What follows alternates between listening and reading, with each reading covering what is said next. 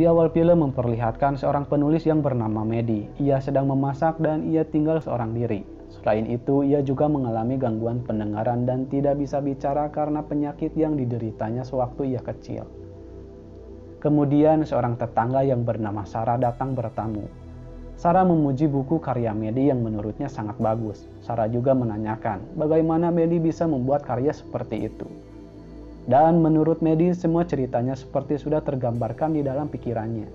Selain itu, seperti ada bisikan atau suara ibunya yang selalu terngiang-ngiang di kepalanya. Tiba-tiba alarm kebakaran menyala, dan itu disebabkan oleh masakan Medi yang gosong. Karena hari sudah hampir gelap, Sarah izin pamit, dan ia juga mengajak Medi untuk makan bersama di rumahnya, sebagai ganti masakan Medi yang gosong. Namun Medi menolak karena ia harus kembali bekerja. Setelah itu, Medi kembali menulis, akan tetapi ia kebingungan untuk memutuskan pilihan ending dari cerita yang ia tulis. Dikarenakan bete, Medi mencoba menghubungi pacarnya, tapi ia juga mengurungkan niatnya itu.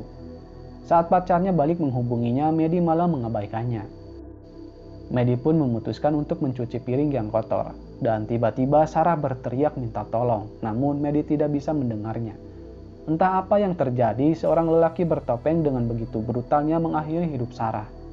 Dan kini si lelaki tahu kalau Medi tidak bisa mendengar. Medi pun melanjutkan kembali menulis ceritanya. Lalu si lelaki tadi masuk ke dalam, dan teman Medi atau mungkin kerabatnya yang bernama Max menghubunginya. Ia menanyakan keadaan Medi dan pekerjaan yang sedang ia garap. Selain itu, ia mengajak Medi untuk tinggal bersamanya karena ia sangat khawatir kepadanya. Max melihat ada sesuatu yang bergerak di belakang Medi. Medi rasa mungkin itu adalah kucingnya. Kemudian Medi mengakhiri panggilannya untuk memberi makan si kucing.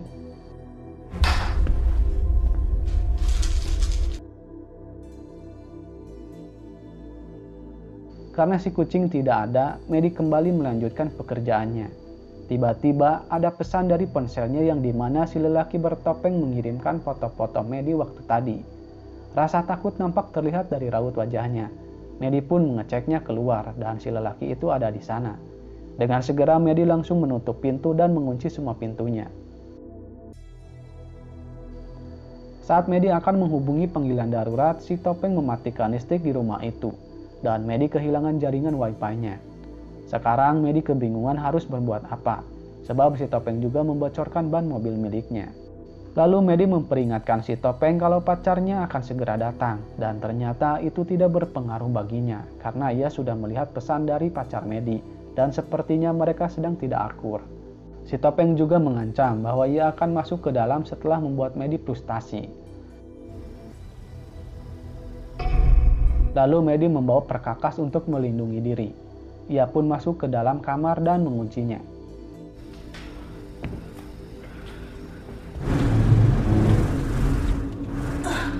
Tak berselang lama Medi dikagetkan oleh jasad tetangganya yang ditunjukkan oleh si topeng.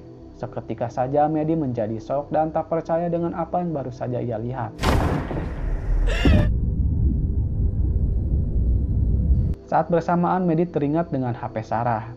Dengan segera Medi mencari cara untuk mengalihkan perhatian si topeng.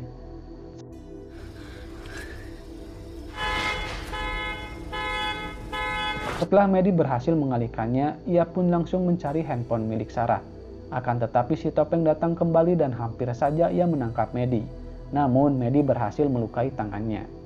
Rupa-rupanya handphone milik Sarah sudah diambil. Jadi lelaki ini adalah pencuri dan ia juga seorang psikopat.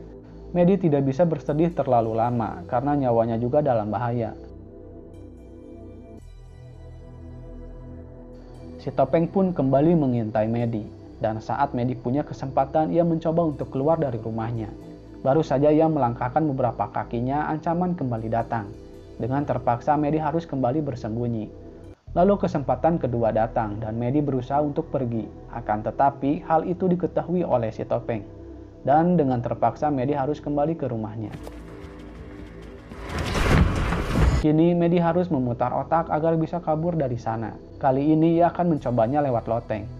Pertama-tama Medi akan mengalihkan perhatian si topeng. Dan kemudian saat ia berusaha akan turun, kaki Medi terpana oleh si topeng. Si Si Topeng mengira bahwa Medi sudah wafat. Ia pun naik ke atas dan Medi berhasil mengambil senjatanya.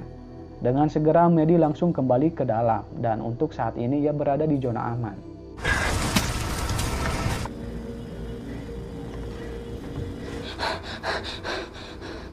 Setelah itu Medi langsung mengobati lukanya. Kemudian Medi berusaha mengaitkan busur panahnya namun ia kesulitan. Dan tanpa diduga John, pacar dari Sarah, datang untuk mencari Sarah. John pun sadar bahwa semua sedang tidak baik-baik saja. Lalu si Topeng datang dan berpura-pura sebagai polisi. Ia mengaku mendapat panggilan darurat dan setelah sampai tiba-tiba ada orang yang menyerangnya dan mengambil pistol serta radionya. Si Topeng pun meminjam handphone milik John untuk memanggil bantuan. Setelah berpura-pura menghubunginya, si Topeng langsung menyimpan HP itu di kantong jaketnya. Mereka pun berbincang tentang penghuni rumah. John yang sadar ia meminta HP-nya kembali. Secara bersamaan, anting milik Sarah terjatuh dari saku si Topeng. John pun mulai mencurigainya dan menanyakan siapa yang telah menelpon polisi. Karena jika Medi ia tidak mungkin sebab ia tuli dan bisu. John juga merasa kalau Medi punya kunci cadangan di bawah pot dan si Topeng pun mencarinya. Saat John akan menghajar si Topeng, Medi menggagalkannya dan John harus terkena tusukan. Si Topeng sangat bersyukur karena Medi telah memberikan dirinya kesempatan, sebab jika ia berkelahi dengan John, ia sudah mengaku akan kalah. Sambil sekarat, John mencoba menahan si Topeng agar Medi bisa lari. Kemudian Medi pun lari, akan tetapi ia tertangkap dan mati. Rupa-rupanya itu hanyalah pemikiran Medi jika mengambil keputusan itu. Suara dalam pikiran Medi menggema seperti memberikan saran. Jika Medi lari dari sana, ia akan tertangkap karena kaki Medi terluka dan si Topeng bisa dengan mudah mengejarnya.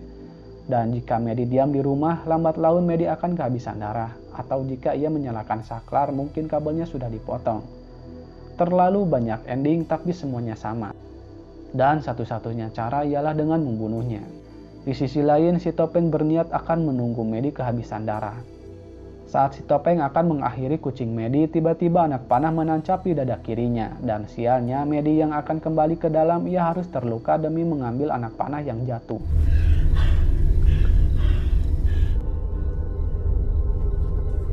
Medi pun menantang si Topeng. Dan sebelum semuanya berakhir, Medi menyelesaikan ending dari novelnya. Lalu ia pun bersiap menunggu.